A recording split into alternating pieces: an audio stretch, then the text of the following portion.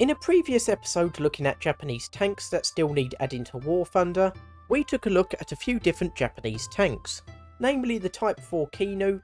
/ Type 3 Kiru, the Type 97 Chinese, and the Type 1 Honi 2. However, there are still a large number of Japanese tanks that still need adding to War Thunder, especially some of Japan's more advanced World War II designs, some of which we will be looking at today.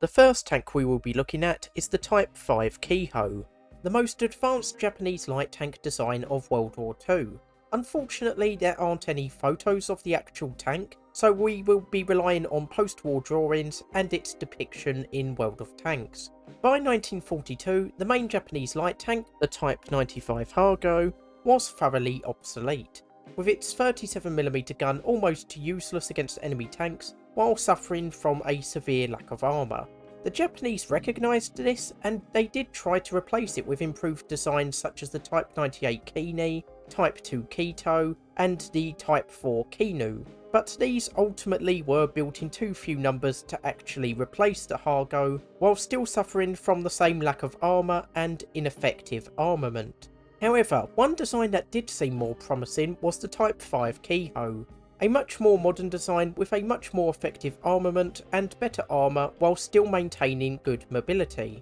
With design work starting in 1942, the Type 5 Kiho was different from other Japanese light tanks in that it was armed with the Type 1 47mm gun, the same one as used on the Type 97 Kaishin Hoto Chaiha and the Type 1 Chaihe medium tanks, and was capable of penetrating 67mm of armour at 500 metres with APHE shells, which was much more effective than the previous 37 or 57mm guns of previous designs. In addition, it was armed with one 7.7mm machine gun in the bow. Some depictions also show a machine gun at the rear of the turret, though I have not actually seen any sources suggesting this was the case. Armour was light at a maximum of 20mm, though even this thin armour is better than the Type 95 Hago, which aside from 30mm on the turret mantlet, maxes out at 12mm on the hull and turret front. The Type 5 Kiho's 20mm of armour, while thin, is much better suited to stopping incoming low caliber rounds,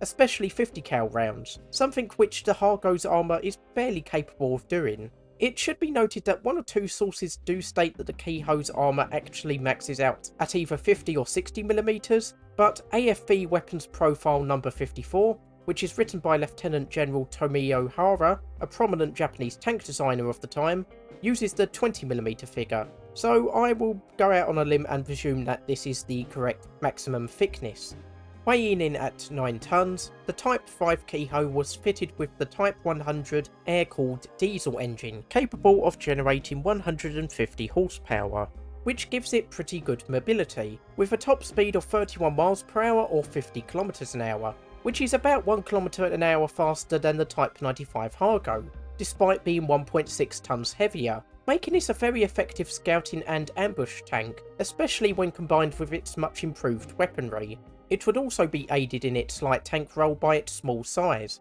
with a length of 4.38 metres or 14.3 feet, a width of 2.23 metres or 7.31 feet, and a height of 2.22 metres or 7.28 feet. Smaller than the US M3 Stuart, and not much taller than the German Jagdpanzer 38E. Lastly, the crew complement is 4, consisting of a driver and bow machine gunner in the hull, with the gunner and commander in the turret.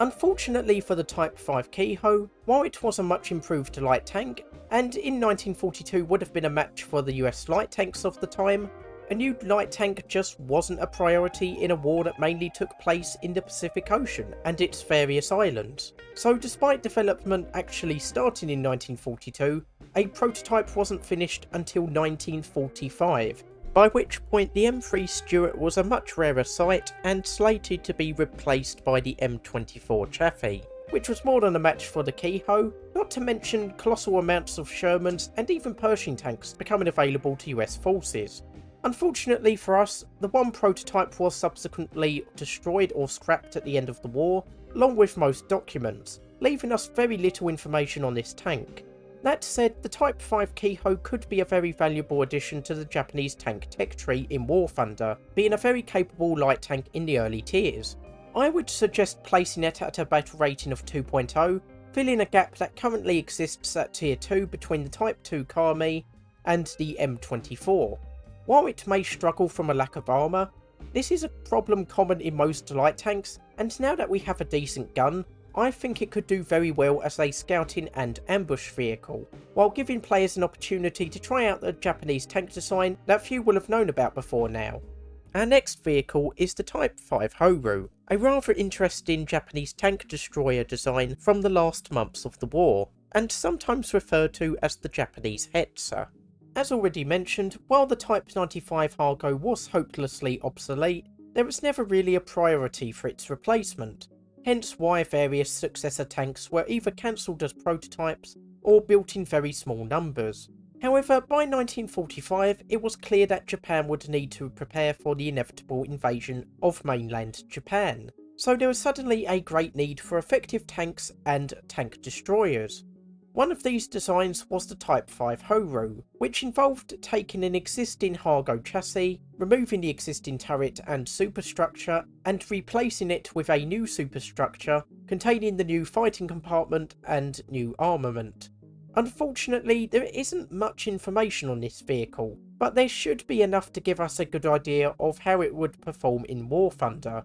Like with the Type 5 Keiho, the new armament was the Type 1 47mm gun, which as mentioned before has an in-game penetration of 67mm at 500 meters with APHE shells. However, while this was a vast improvement over the previous 37mm gun, by 1945 it was clear that the 47mm gun wasn't really much better, as although it could still have some success, it wasn't able to penetrate Shermans from the front, except at point blank range, instead having to rely mainly on flanking shots. And for the new Japanese Type 3 tanks had been replaced by the Type 3 75mm gun. The fact a vehicle using this weapon was even being considered in 1945 should give an idea on how desperate the situation was, as even though better vehicles and weapons were available, they were far short of the numbers required to actually resist the invasion. Armour for the chassis should remain the same as on the Type 95 Hargo,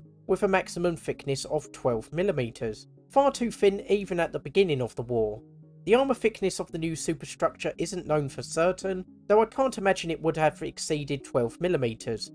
And though it was slightly sloped, it would likely not be capable of much more than resisting splinters or low caliber bullets. Due to a lack of sources, we don't even know for sure if the superstructure was even fully enclosed, with some suggestions that there was a small gap at the rear of the superstructure, though this would only be a small gap that can only really be exploited by aircraft, which to be honest will probably be capable of penetrating the superstructure regardless of where it hits due to its thin armour. Mobility would likely remain broadly the same as on the Type 95 Hargo, with a top speed of 30 miles per hour or 28.6 kilometers an hour, though it should be mentioned that there isn't any information on weight or engine changes, so this is just speculation on my part. I'm also not entirely sure on the size of the Type 5 Horu, but without the turret it would likely be smaller than the Type 95 Hargo, which is already a small tank at only 2.18 meters or 7.2 feet, making this well suited to concealing itself and for use during ambush situations.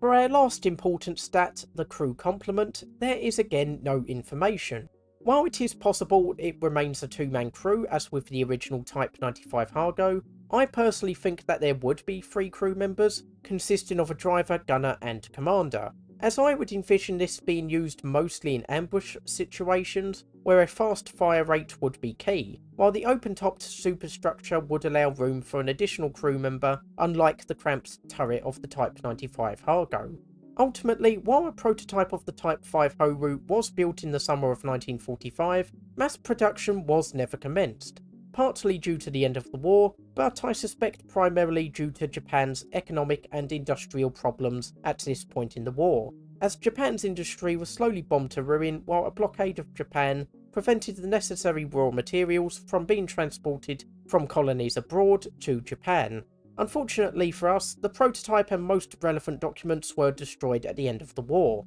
even more thoroughly than those of the Type 5 Keiho, leaving us with very little information to go on for this vehicle. So how would the Type 5 Horu perform in War Thunder? I think it could have a successful role as an ambush vehicle, due to its fairly small size and good mobility, allowing it to move swiftly across the battlefield and conceal itself from enemies, though due to its weak armour it will be destroyed quickly in a straight up fight. As a result, I would suggest adding it at a battle rating of 1.7 between the Rogo and Honi 1, probably in tier 1. While I think it would be a very successful tank destroyer, the main thing holding it back is the 47mm gun, and if it was fitted with something a bit more powerful, I think it could do very well even at tier 2. However, despite the drawback, I think it will still be very successful at tier 1 and would be a cool alternative to current Japanese tank destroyers at tier 1, which tend to rely on massive vehicles armed with heavy caliber artillery guns and reliant on their sheer explosive output to destroy their targets. While the Type 5 Horu would be a much more nimble and small vehicle, using its speed and size to get around the battlefield and hide from enemies before striking them when they least expect it. Overall, I think it would be a very cool vehicle and one I would love to see in War Thunder. The next vehicle we will be looking at is one you may already be familiar with, the Type 5 NATO. But unlike the Type 5 NATO already in game, this variant is armed with a very unique weapon. The weapon in question was a Japanese copy of the Pak-41, the experimental 7.5cm anti-tank gun Type G. The Pak-41 is different from the similarly named and more commonly known Pak-40, in that it is a squeeze-bore weapon using the Gurlitt principle, much like with the 2.8 SPZB-41 already in game. What this means essentially is that while at the breech the barrel diameter is 75mm, as the projectile travels down the barrel and the projectiles decrease in diameter until at the muzzle end of the barrel it is a mere 55mm. This results in a projectile that has a much greater muzzle velocity than on a conventional weapon, though at the expense of a worse barrel life and the need for specialised materials such as tungsten. Unfortunately, tungsten was also needed for machine tools, which generally had a much greater priority over ammunition for squeeze-bore weapons. Germany's lack of tungsten would eventually lead to them discontinuing the use of such weapons despite their effectiveness, with only 150 7.5cm Pak-41s being built. Eventually, discarding Sabo ammunition ended up replicating the effect without the need for a tapered bore, killing the concept of squeeze-bore weapons for good. However, Japan, which was able to access sufficient amounts of tungsten, was able to obtain a single example of a Pak-41, plus blueprints and ammunition samples from their German allies in 1943. This would be delivered via submarine, and once delivered, the Japanese set about creating their own version of the gun, the Type G. The new weapon was very successful, capable of penetrating around 200mm at 100m, more than enough to punch through the front of a Sherman tank and enough to threaten any M26 Pershings that might be brought along for the invasion. Unsurprisingly, the Japanese were very keen to mount this weapon to a self-propelled vehicle, and it was reportedly fitted to the Type 5 NATO successfully. So if this weapon was so successful, why do we have the Type 5 NATO armed with the worst performing 75mm lightweight Type 1 Model 2? Essentially, Japan, despite theoretically having access to large amounts of tungsten, couldn't actually use it for weapons due to much of it being out of reach in its existing colonies or captured territories, unable to be brought back to Japan due to the US blockade. Couple that with the need for tungsten to be used in industry, and it quite quickly became apparent that Japan wouldn't be able to produce sufficient ammunition for the weapon, and it was decided to focus on more conventional weapons, leading to the Type 5 NATO being fitted with the Type 1 Model 2 as in-game. Aside from the armament, the rest of the stats are exactly the same as the Type 5 NATO in-game, with a maximum armour of 12mm, a max speed of 25 mph or 40 km an hour, and a crew complement of 6, consisting of a driver and machine gunner in the hull, and a gunner, 2 loaders, and a commander manning the gun.